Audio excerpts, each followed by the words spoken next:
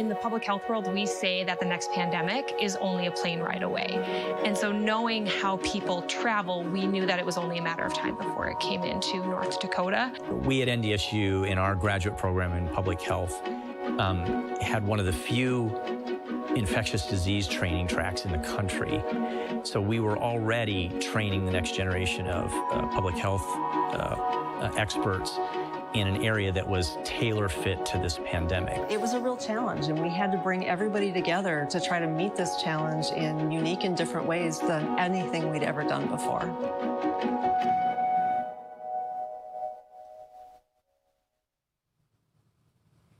Good afternoon. Thank you for joining us. I'm John Glover, president of the North Dakota State University Foundation. Under normal circumstances, this would be the time of year we'd take the NDSU show on the road with programs in Florida and Arizona and other points in between. But as the pandemic continues, we, like all of you, are adapting to new environments. While we wish we could all be together in person, we're happy you have chosen time to take time with us today. So we're here in the Diedrich Atrium of the McGovern Alumni Center from Fargo, and we're really grateful that you're with us. As the pandemic has influenced our lives, there's been some really great work happening behind the scenes here at NDSU. So throughout this program, we'll pull back the curtain on some of the work NDSU faculty, staff, and students have been doing to help track, understand, and solve the COVID-19 challenge. We'll hear from several members of NDSU's Department of Public Health to learn more about the program and the role students play as state contact tracers. Dr. Pamela Johnson and Dr. Paul Carson from the College of Health Professions will join us to talk specifically about their roles in working with the state to advance education about the virus. And we'll visit with Bryce Bakigard, a student in the College of Business, to learn about his experience and work in the NICE Center. Shortly, we'll get an update from on campus from NDSU President Dean Brashani and hear from In Our Hands campaign co-chair Marianne Swantek and provide an update on the status of this historic fundraising event to support NDSU. So with that, President Brashani joins me now, and so thank you for being here today. Hi, John. It's good to see you again, sir. Yes, sir. In person. That's right, exactly. And this balmy 17 below day in Fargo, right? I'll never forget it. So let's start with a COVID update in the middle of this semester, or as we've just started the spring semester, but it's been quite a ride for our students and faculty. You know, you're a few weeks into the semester. How are things on campus right now? You know, really phenomenal, John, and it's a credit to the faculty and staff and students cooperating with all the best practices measures that we suggested and put into place. We're actually better than virtually any place else in the state of North Dakota with a positivity rate that's below 1%.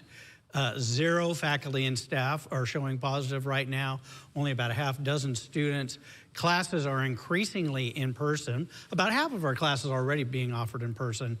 But now students are coming back into the classroom, faculty are coming back, and we really are providing a model for the rest of the state of North Dakota of how to be successful, which comes really simply with compliance to the best health standards available.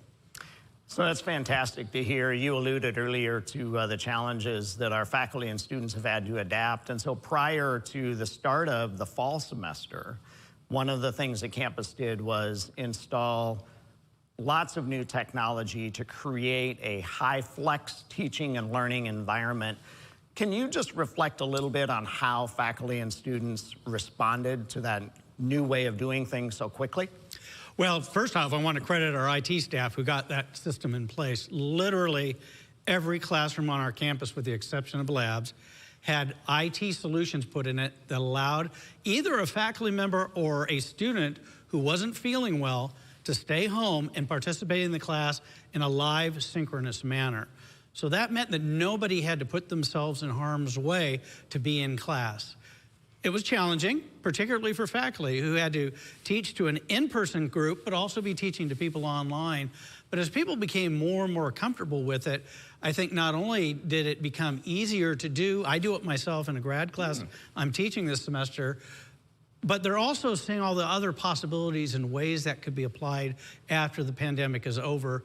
So all in all, started out awkward, but it was a new, exciting opportunity to continue people's education. And in one group's instance, it saved their college education from not being able to start. That was with our international students who were overseas, not able to get to this country, but were able to start their classes live in person, raising their hands, being called on during class while staying in their home country. That sort of thing is going to be game-changing for the future. It's pretty exciting. It's awesome to hear. I might want to come back and ask you a little bit about what are you teaching in your class later on in the program? So not often that a university president takes time to do some teaching of his own. So we'll come back to that. So hope is in the air. Bison football back around the corner here in a couple of weeks.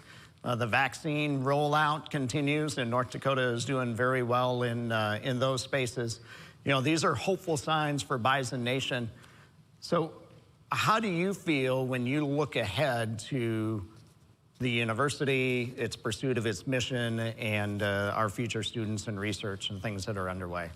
Well, that's one of the exciting sidebar stories. In spite of a worldwide pandemic, our students have continued with their classes.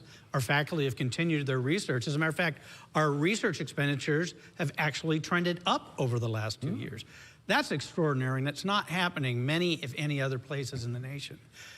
This weekend, we had, I believe, 10 different athletic events on campus over a 3-day period. If you want to have fun, run from one college sporting event to another for 3 days. But fans were coming, parents were coming, the student athletes were obviously there. We're seeing normalcy return to our campus. We're seeing energy building. As I mentioned earlier, students are coming back into the classroom. People are getting healthy. There's an energy, a springboard effect that I think we're going to see at NDSU because we've seen the scope of what we can accomplish increase fairly dramatically. Who we can reach out to, who we can engage in a North Dakota State University educational experience have all broadened. And next fall, when we return to a full normal, if there is such a thing anymore, I think you're going to see an energy on this campus that will be palpable. And you won't see it at many, if any, other colleges or universities in the nation, but it's already starting to emerge right now. Those are great words, and I think, to your point, these past few months have been a testament to NDSU's commitment to student success and doing all it can to nurture a Bison learning environment, and perseverance, I think, has been key to that.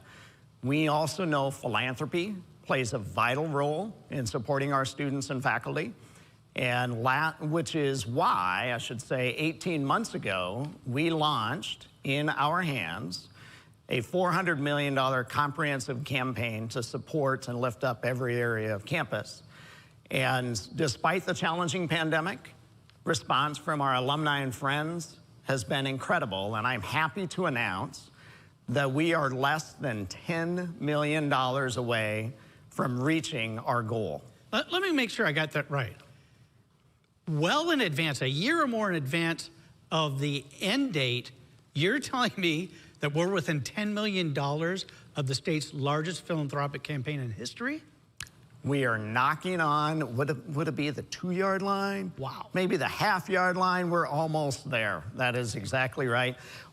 I mean, just what's your reaction when you think about the support that this institution has received from alumni and friends? I can't wait to go to national conferences and brag about this, frankly. You don't have a successful, finish early, major capital campaign during a worldwide pandemic and have it be successful. But what that speaks volumes to me about is that the passion of our family and our friends of NDSU really is extraordinary. That sort of result defies anything I've ever heard of in my 36 years in higher education, and it will get people's attention nationally because on the chalkboard, that play shouldn't work. It's fantastic news, and we want to say thank you to all of you that are tuning in today to participate and listen to this program. We know many of you have participated, and we're just grateful. We've had also tremendous support from our In Our Hands campaign co-chairs and ambassadors. These are volunteers that have helped spread the word about the impact that this campaign can have on our students. We caught up with one of those volunteers earlier. So please welcome campaign co-chair Marianne Swantek, who has these words to share. Thank you, John and President Brashani. It's been an honor to be part of NDSU's campaign in our hands. Steve and I want to send our greetings to all, and I know that you anticipate our being able to connect in person just as we look forward to. Steve and I were blessed by our choice to go to NDSU, where we first met, and we made lifelong friends, and we both earned a degree that led to fulfilling careers and opportunities.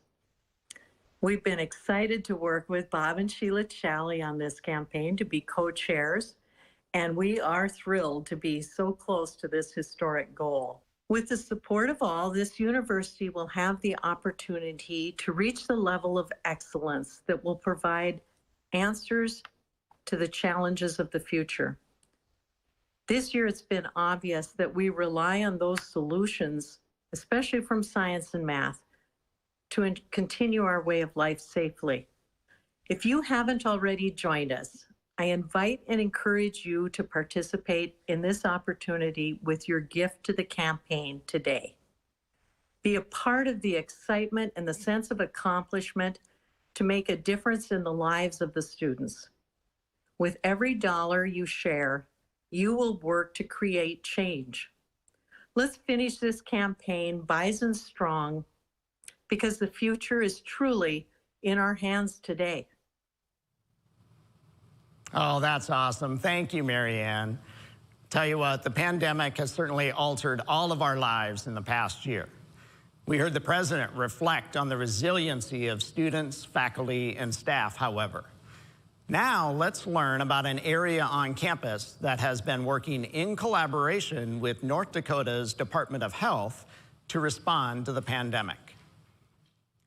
NDSU's Master of Public Health program offers specialization in American Indian public health, community health sciences, epidemiology, food safety, and management of infectious diseases. Earlier, I met with Dr. Pamela Jo Johnson, Associate Professor and Chair of NDSU's Department of Public Health, to talk about the program and the work of NDSU's students. Let's take a look. I'm joined now with Dr. Pamela Jo Johnson, Associate Professor and Chair of NDSU's Department of Public Health in the College of Health Professions. Pamela Jo, thank you very much for joining us today. Thank you, John. It's my pleasure to be here. We're about to watch a video that lays out the important role that our students, faculty, and staff played in helping with contact tracing across the state during the COVID-19 pandemic. But at a higher level, can you just share some perspective on the background of the Department of Public Health at NDSU? Sure. The Department of Public Health at NDSU is actually a relatively new and young department. It was founded about 2012 and became accredited to deliver a Master's of Public Health program in 2016. And so we've really only been around for 4 or 5 years as an accredited program. We currently have 2 specializations that we offer, a Master of Public Health and Community Health Sciences and a Master of Public Health and Epidemiology. And the interesting thing about the Master of Public Health and Epidemiology is that we actually had a Management of Infectious Disease specialization, which Dr. Carson talked about founding back when he first arrived, and a Food Safety specialization, which both actually have a lot of common foundation in epidemiology and epidemiologic methods. And so we put the 2 together to offer a Master of Public Health and Epidemiology, which is really common at pretty much every other accredited school or program in public health. And we also offer a number of graduate certificates in American Indian Public Health and Management of Infectious Diseases, in general public health for public health professionals who maybe don't have the time or the resources to come back and do a full Master of Public Health, but they can still get some graduate education in those areas. We also offer some other degrees, a dual degree for PharmDs and to earn a Master of Public Health simultaneously. And we have some new accelerated bachelor's programs. So a student can earn their bachelor's degree and a Master of Public Health in about 5 years. And this has been a really exciting opportunity to get public health in front of undergraduate students, because a lot of undergraduate students do not come into their work thinking about, oh, I'm going to be a public health professional. You know, if they're thinking about health at all, they're thinking about, you know, pre-med or pre-nursing or something like that. And we have now created some opportunities for students who are in microbiology, emergency management, dietetics to actually do this accelerated program. And so we've got new students coming in more quickly straight from their undergrad at NDSU. We also have a public health minor that we offer to undergraduates. So again, getting public health in front of undergraduate students to say, hey, here's a potential career path for you to pursue. Never before has probably the profession of public health been so thrust into, you know, our daily consciousness, right? And you just spoke to, I think now the possibilities, or for students that are recognizing, oh, there's this profession, but this profession does live long before or long after we're in a global pandemic. So can you just reflect a little bit of what does a day in the life of a public health professional look like when you're not chasing a pandemic and the kind of environment we've been in over the last several months? Yeah, you know, public health is everywhere. Public health is everything. It's not just infectious diseases. It's not just global pandemics. Like I said before, we offer a Master of Public Health and Community Health Sciences. And so we're training students in a variety of different ways to work in a variety of different capacities. And public health professionals work in all sorts of settings and all sorts of roles. So they might work at a local public health or a state public health department, but they also work for tribal agencies, tribal health directors. They work in community organizations. They work in healthcare delivery settings, doing a variety of different things. So they could be managing, developing and managing tobacco prevention programs or suicide prevention programs. They could be working with our women, infants, and children nutrition program, supporting pregnant women and infants to have healthier, starts. And so they work in a variety of different roles. I'm an epidemiologist, so let me talk a little bit about what an epidemiologist might do in a standard day. Again, they can work in a variety of different roles, but one of the ones we see most often is they'll work in a state health department or a local public health department as really sort of a research arm of public health. And epidemiology has often been called the science of public health. And so an epidemiologist in a state health department could be quite likely in charge of implementing, managing a data collection program. So maybe it's something to be monitoring cancer cases in the state of North Dakota, or to monitor birth defects or something like that. And so they're in charge of really working with either collecting data or accessing other data systems that are already in place in the state. And they do a fair bit of data collection as well as the data analysis and identifying, things that are coming up that we didn't realize. So it's sort of like the rise of the opioid deaths that were occurring in the state and all across the country. Epidemiologists are often the ones who notice those patterns and notice those trends. They're also looking at data, trying to understand who is most at risk for a particular disease or a health condition, or something like that. They're looking at different risk factors or protective factors. And so how do we then implement this science? How do we understand how best to work with our populations, with our healthcare systems, with our public health units to either prevent these things from happening or to intervene and mitigate the potential poorer outcomes that might come from those things. So they're very hands-on with data, very hands-on sort of in the research world, writing up potentially research papers. More often it's research briefs again, to help state legislators or to help the state leadership to understand why we might need to do particular things, why we might need funding to do particular things. So they're very data oriented and very sharing the science oriented. Pamela Jo, thank you very much for joining us today and sharing more about your department at NDSU, and we wish you and your students all the best in moving forward. Thank you. Thank you, Don. We'll hear more from Pamela Jo about the future of public health later in the program. As Pamela Jo said, when the pandemic hit, leaders within the department were well positioned to help. Let's take a look at the critical role the NDSU community members played in helping to reduce and slow the virus's spread.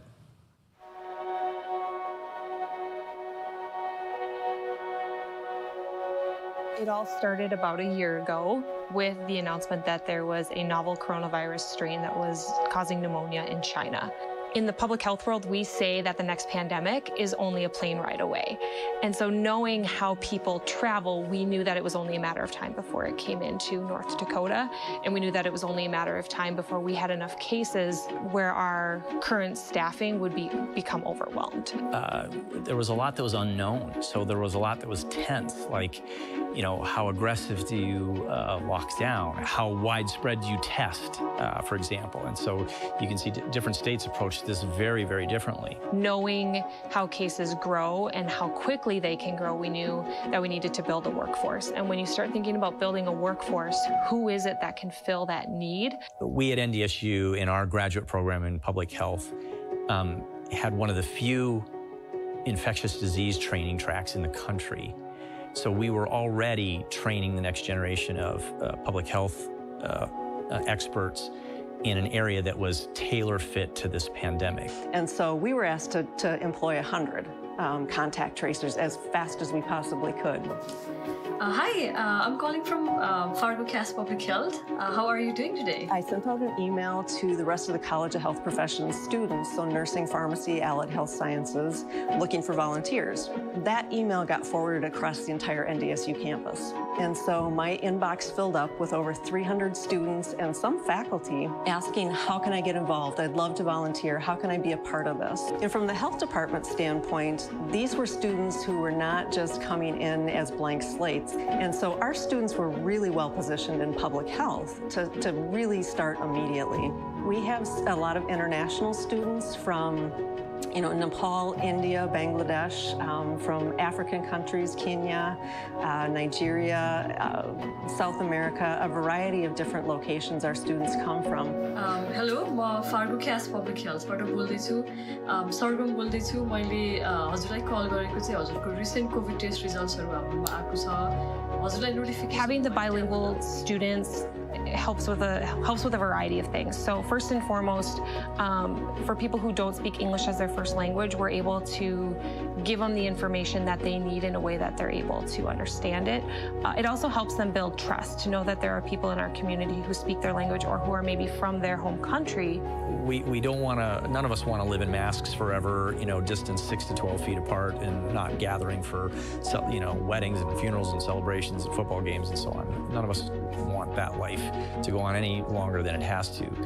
But it was very important to educate that those things kicking the can down the road was a very good strategy, because we knew that not that far down the road there was very likely efficacious vaccines and treatments that were going to come. So it was trying to kind of help people shoulder that burden and kind of bear up to what we had to do to try and decrease the spread till we get to that point of better vaccines and treatments.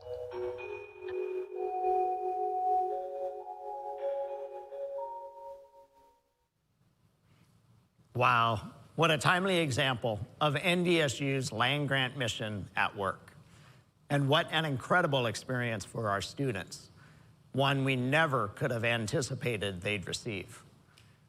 Earlier, I was able to meet with Dr. Paul Carson, who you saw in the video, to discuss his research and the work he's been doing to help educate the public about the virus and immunizations. Let's take a look. I'm joined now today with Dr. Paul Carson, Professor of Practice at NDSU's Department of Public Health and the College of Health Professions. And Paul, thanks for joining us. This really has been quite a year, I'm sure, for you and your colleagues in navigating the COVID-19 pandemic.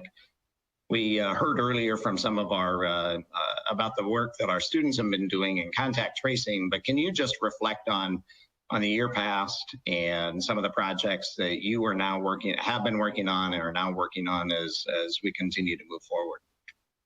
Certainly. Great to be with you, John, and to get to talk to everyone about our program. I'm enormously proud of our students and the role they've been able to play in this pandemic. Would have never really foreseen just how enormously involved they would be. And just to kind of reflect back a little bit, from my past, when I graduated from medical school a long time ago in the 1980s, and I was thinking about pursuing infectious diseases, I was told by a number of my mentors that it really wasn't a good idea for a specialty to go into because vaccines and antibiotics were going to make that job a thing of the past. I likely wouldn't be able to find a work. But I was still interested in it, and I think it's pretty safe to say there's a lot of job security in trying to contend with infectious diseases. We didn't foresee at that time the explosion that would come from HIV and then Lyme disease and Ebola and Zika, now the original SARS, now this new SARS, and on and on. We've had so many emerging infectious diseases. And I was fortunate enough to come to NDSU in 2013 and help to build this new section of our Department of Public Health on management of infectious diseases in public health. And as part of that, we train our students, our graduate students, on, for example, how to prepare for, prevent, mitigate pandemic threats from infectious diseases. And when we first started hearing about SARS-CoV-2 coming out of China and then starting to make its way into other parts of the world, I was very nervous that this was the next big thing that we had been talking about. And when it hit the coasts, and especially when I saw it tear through a nursing home in the state of Washington, and I'm a medical director of a nursing home here in town, I became very nervous about what the future held. And then it was just a roller coaster ride since then with lots of different work. To talk about some of those things, early on, we do a lot of work with the health department. We've done a number of different grants and research projects and quality improvement projects in the state to vaccinate better, to use antibiotics better, to decrease infectious diseases. And so they turned to us pretty early on for help to fight SARS-CoV-2. And one of the things that happened, right away was that I got engaged as a consultant to the health department and also to the governor's office on this. And all these questions started to emerging. Are masks helpful or aren't they? Is hydroxychloroquine a useful drug or isn't it? Is there asymptomatic transmission of the virus or isn't it? Now, we've come a long way since then, but we were just asking those questions and learning. And so I pulled in my graduate students to, prepare science briefs on what we knew and summarize the current literature and try and put that into a digestible form for all these health department workers in the governor's office to be able to start making some intelligent decisions early on. And my students, I think I was so proud of them, and they were so happy to see that they had skills and expertise and knowledge on how to kind of review this type of literature and put it together in a way that was being immediately used by people that were making policy decisions early on. That was one of the first things we did, and I think was very, very helpful, and our students were able to provide a great service to the state. That story, I think, really points to truly what a land-grant research university is all about. And when you think about the mission that goes all the way back to why such an idea was even formed in the first place. It's certainly about education. It's about research for our citizens and the communities of which we serve, and then it's about disseminating that information and getting back out into the communities in the region that we support. And have you gained an even greater appreciation for the value of a research and public service kind of university like NDSU, and what does our community and take away from that and this this experience over the past year and what that means?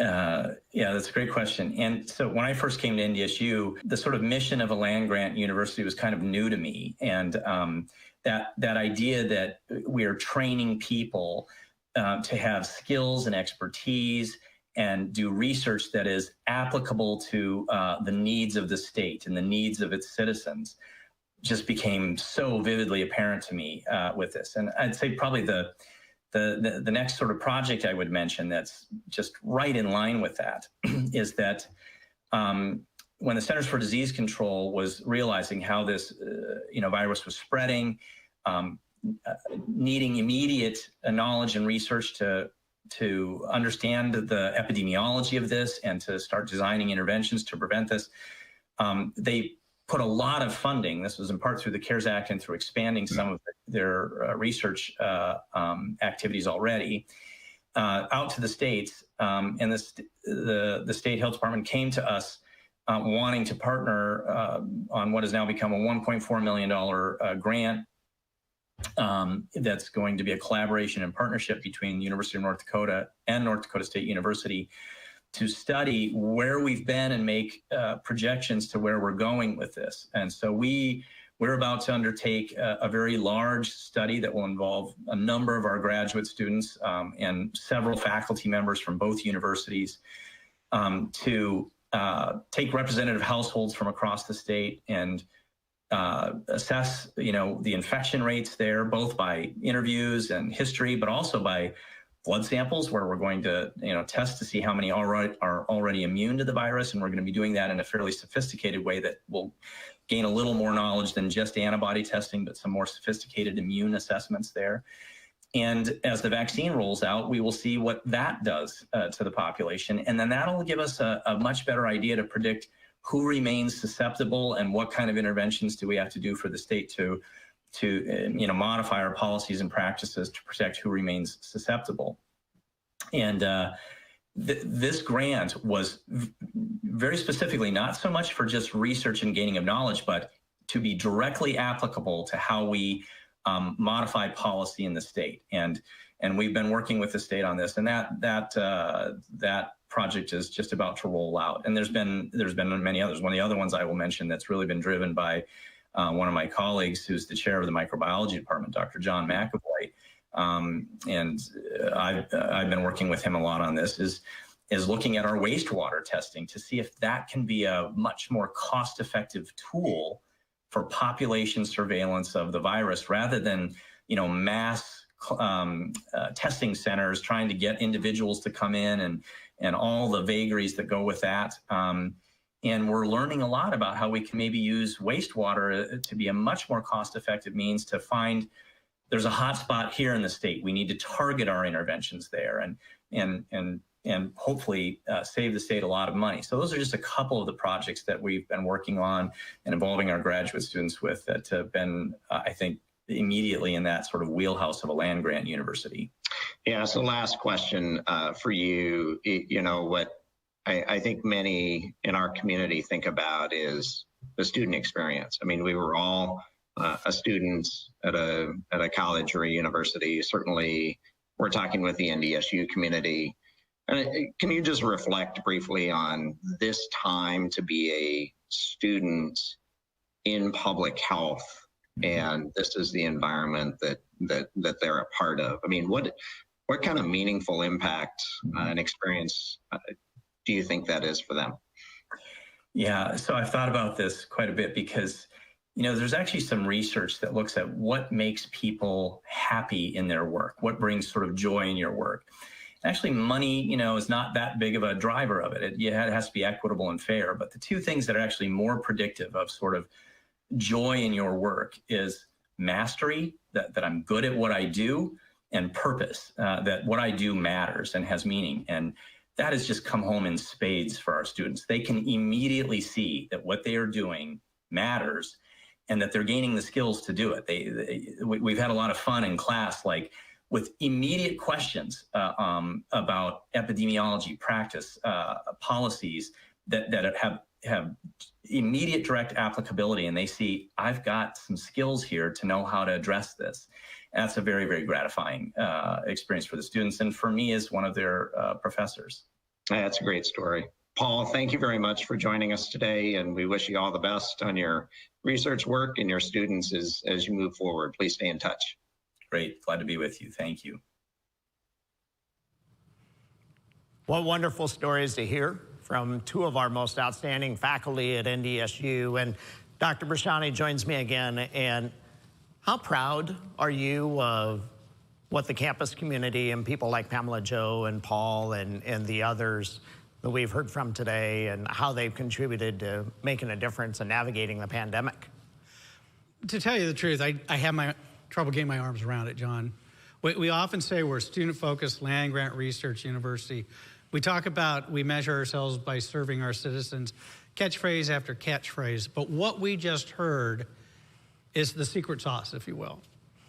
We talk about how important higher education is, but this was a literal example of what only can be accomplished by a top-ranked public research university. There was no other agency in the state, there was no other college or university in the state that was able to do what we were able to do in a material, immediate manner, serving the citizens that support us. That's incredibly powerful, and it's, like I say, I'm so proud, but I have trouble getting my arms really around what took place here and how much better the state of North Dakota was able to handle this worldwide pandemic because of NDSU. We're now joined by one of our most outstanding students, who also has had a very unique experience in helping navigate the pandemic in a very different way. And so joining us now is Bryce Bachigard, a senior business administration major. Bryce is the content manager for the NICE Center at North Dakota State University, which is part of the Osmond Entrepreneurship Program housed in the College of Business. Now, I want to add that these entrepreneurship initiatives have been funded entirely through philanthropy from the In Our Hands campaign, and we're grateful to the donors for their support. So thanks for being with us today, Bryce. Yeah, absolutely. Glad to be here, John. It sounds like you've had quite an experience. And so maybe first just talk a little bit about what is the NICE Center and its mission at NDSU. Yeah, absolutely. So as you mentioned right away, the NICE Center is the entrepreneurial center here at North Dakota State University.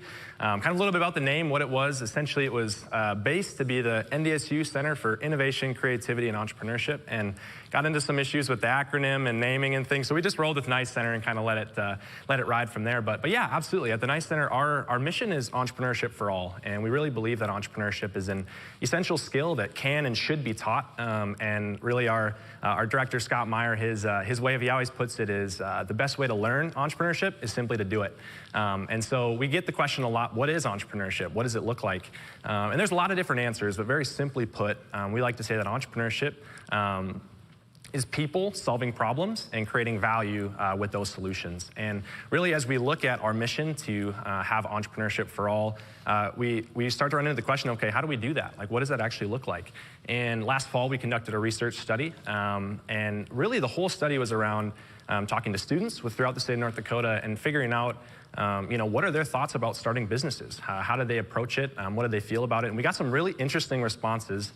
And what we actually found was that the older students got, the less likely they were to want to start a new business or chase down a new solution. And that was really interesting to us. And it was kind of not what we expected. And so we knew that in responding to our mission that we had to figure out, okay, how do we go beyond just our university campus to be talking to these students and reaching these students? And so that's really where our big goal that we've recently launched and we'll be continuing to roll out in the coming weeks, our 95-25 initiative. And really what that is we want to teach entrepreneurship to 95% of the students across the state of North Dakota, grades 9 through graduate school by 2025. A very big, audacious goal, but we're super excited about it. And we really believe that as an extension of the land-grant university focus that North Dakota State has, that we're really here to serve the greater state of North Dakota and not just the awesome students on our campus. And so we're super excited to be chasing down that big goal. Well, speaking of service, the NICE Center and students like you served our communities. And at the beginning of the pandemic, there were a lot of small business owners that had to pivot in a way that they completely probably were never prepared to do. Can you talk a little bit about how the NICE Center stepped in to be able to support these small business owners in the region? Yeah, absolutely. We kind of took two main approaches to kind of response from the pandemic. Shortly after all of us students went online, we realized, hey, a lot of the work that we were doing was no longer needing to be done. It was things that were more day-to-day in-person events and a lot of that kind of stuff. And so we realized, like, wow, we have a big group of students that is just not having as much to do. And so we launched a business digitization initiative, which essentially was just taking the skills from the students and the staff within the NICE Center to help local businesses that were affected by the shutdowns. And so it looked like everything from building websites to launching Kickstarter campaigns, designing new logos, helping run or manage a social media account. And ultimately, we were able to help about 100 local businesses digitize their brands to bring them from more of an in-store presence to an online presence to help them compete in the COVID landscape. And we also, kind of the second prong of our response was we partnered with Microsoft TechSpark, through that we were able to launch NICE Help. And NICE Help is a website of resources. It ended up pulling together about 150 local and federal, as well as statewide resources for both North Dakotans and our neighboring Minnesotans as well. And really just helped create an opportunity for these individuals to get connected to resources that were already there. They were just having a hard time finding them. And so our team of mostly students helped source, organize, and connect individuals and companies to these resources. And we ultimately ended up being able to help about 1,700 people reach these different resources across the site. Bryce, that's really remarkable. And I think, again, to the President's point earlier, a hidden story, an impact that NDSU and its community has had navigating the pandemic. That's fantastic for sharing. Just personally, as you reflect on the past year, what have you learned the most, and how has it changed kind of your perspectives and as you think about your future career in life? Yeah, absolutely. I think for me, as I reflected on just the pandemic and, like you mentioned, stuff with transitioning to online for school and transitioning to online for work, I think for me it just really taught me the power of community. And I don't think any of us students fully realized how impactful, how big of an impact we could make just in our little roles and the things that we were learning from the university campus and through the NICE Center, if we came together and kind of rallied behind this core mission of just helping businesses. And I think we were able to be a small part in taking, which was a very scary time for a lot of small business owners, especially small local business owners, and just do anything and everything that we could to support them. And I don't know if you guys have ever seen the movie Robots, but it's one of my favorite movies. And Big Weld, kind of the main robot, says his big line is "see a need, fill a need." And I think that's really what we kind of realized that we wanted to be, was we just wanted to be helpers. We had students who are being trained in a world-class institution for marketing and research and communications and all these things. And we realized, like, man, we can put all those things to use. And it was really impactful to see that, and more of a hands-on maybe sometimes that we don't always get to see. You know, as students were able to see a really hands-on implications of that. And just one of my favorite stories from the work that we did was a local entrepreneur affectionately named Mama D. She started a daycare here in town for infants, toddlers, preschoolers, school-age kids, and kind of her big driving kind of differentiator is that it's actually a 24-hour daycare. So she runs around the clock. Wow. To have this opportunity to reach these students and kids who aren't at any time of the day. And it was really, really cool to come alongside her. And we actually helped her launch a Kickstarter campaign, which ultimately ended up getting fully funded for her to be able to open up a new building, do renovations and such, that she was able to better support her 24-hour childcare. So it was just really cool to hear these local stories and to talk with entrepreneurs who were, and also just community members who were struggling and, who faced real issues, and we were able to come and be a little part of the help going forward. So I can imagine there's lots of Mama D stories out there, right? And so, Dr. Brashani, when you reflect on the things you've heard from Pamela Jo and Paul and Bryce, and just thinking about how the university has had to shift and respond to the pandemic over the last year, what do you take away and reflect on as you think about the future of NDSU and its mission? I think that the thing that became a resonating rallying point is that NDSU cannot fail. The people that we serve can't afford for us to fail. We have a job that is unique and powerful. We bring a tool to any fight that can win the day. And I think we saw that happen, and it has bolstered people to believe that NDSU can accomplish anything, even in spite of a worldwide pandemic.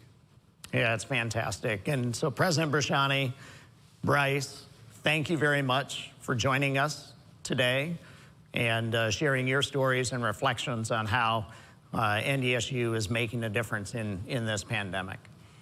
I hope the stories that you've seen and heard during this program provided insight into the way our students, faculty, and staff have been working to track, understand, and solve the COVID-19 problem. We're going to return now to our closing conversation with Dr. Johnson and Dr. Carson. Public health has had the spotlight in communities around the world in recent months, but as we've heard, the work of these individuals was happening prior to COVID and will continue long into the future. And as President Brashani indicated, we can't fail at our mission. Doctors Johnson and Carson provided good insight into the future of their program and future health professionals. Let's listen. So today we've reflected on the work of the department in the past year, and certainly it's been quite a year with the COVID-19 pandemic. I'd like to ask both of you, Paul and Pamela Jo, to share a few final words and reflections on kind of the future and what's happening. So Paul, I'll start with you. You know, we're in vaccine rollout now. We reflect a little bit on the impact that our students have had, and then certainly thinking about post-pandemic and what the world looks like as we look out into the future. Can you just share some reflections on those things? Sure, be glad to. You know, so for the immediate future, we're going to be very involved with issues around, we have been and will continue to be very involved with issues around the vaccine rollout. We have within our Department of Public Health a Center for Immunization Research and Education, and this new vaccine has posed a lot of work for our center. And a couple of our really sharp former graduates staff that center and have been heavily involved with providing FAQs for the state and for healthcare providers, putting together educational materials for the nursing school, pharmacy school, medical school, educating primary care physicians. That work will continue. You know, we're dealing with, you know, concerns about the vaccine, safety about the vaccine, some misinformation about the vaccine. That's going to be an ongoing immediate amount of work. You know, we've had some of our students, you know, really be showcased in the work that's being done around this. You know, one of our students comes to mind in particular, Sargam Gamiri. Sargam is finishing up her MPH. She's originally from Nepal. And when the outbreak hit, you know, a number of different communities and peoples in North Dakota, one of the places that was hit hard were some of our manufacturing sector, where a lot of our new Americans work. And one of the kind of more publicized outbreaks was in a factory in Grand Forks that had a lot of Nepalese workers there. And they found that our student who was doing contact tracing was just instrumental in helping, you know, that community understand what was happening, how to quarantine, where and how to get tested, why these things were happening. And they were so pleased with how she was able to help them navigate that they asked to hire her immediately, you know, with our county health department and sort of lead some of that work with some of our new American communities, which has just been great. I see that work continuing on. In the more big picture, you know, this pandemic really exposed America's vulnerabilities to a pandemic. It showed that, you know, things that we thought maybe we had well prepared for in many areas weren't as well prepared as we wanted and hoped for. I think there's going to be a lot more attention on this now. A lot of us doing research we're going to be researching the lessons learned from COVID for the next 10 years. But that work is going to be directly applicable to trying to do much better at preventing the next pandemic, whether that's a new SARS coronavirus type or a pandemic influenza or, you know, the things like Zika or Ebola or something we haven't foreseen yet. And our graduates, I think, are going to be a very hot commodity for that kind of work. There's going to be a lot of desire, I think, to have people who are trained in epidemiology, trained in infectious diseases, to work in health departments, work for the CDC, work for the World Health Organization, for a lot of the non-governmental organizations that are working in this area. And they're going to play a big role going forward into the future. Thank you, Paul. You know, Pamela, Joe, I'm just reflecting that this past year, no doubt, disrupts, probably in a positive way, the role of the public health program at NDSU and its future impact. And can you just, you know, with some final words here for our program, just reflect on the future of the Department of Public Health at NDSU, its relevance, its future impact, and why it matters so much? Yeah, you know, for better or for worse, as you noted earlier, the global pandemic has really shown a spotlight on public health and epidemiology and the work that public health professionals do.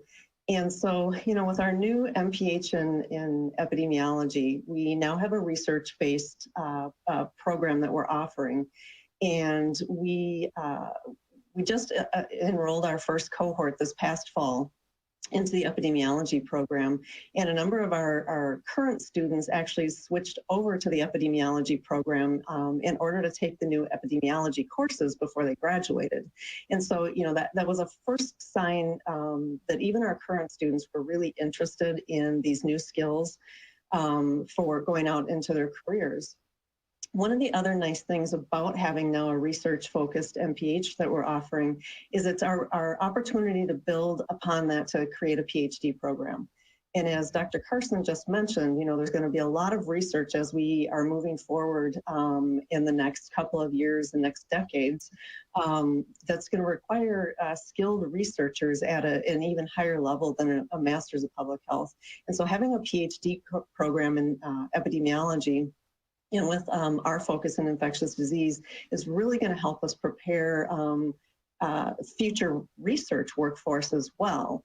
And so that's I think a very exciting thing from our department. One of the things we've also noticed as we're starting to look at admissions for next year is we have our largest pool of applicants that we've ever had for our program, our Masters of Public Health program. And I will have to say the vast majority are looking to enter our epidemiology program. And so I think that speaks to people's recognition of the importance of this program. I think it speaks to the importance of us having a focus on infectious disease epidemiology here. And so people from around the country, around the world, are actually applying to our program and want to come study with us here at NDSU. That's fantastic to hear as we wrap up this wonderful conversation with both of you. Pamela, Joe, Paul, we are grateful for your contributions and service to our communities and the state, to the university educating our students and the future research. So really appreciate the time to have this conversation, and we wish you both all the best. Thank you. Thanks, John. Thanks for having us. Great to be with you. When students have access to opportunity in a culture where work ethic means everything, there's no limit to how far they can reach, no threshold they can't break through. At NDSU, we put the power of knowledge in the hands of our students, but access to that power is in your hands. Support our students by making a gift today at inourhandsndsu.com.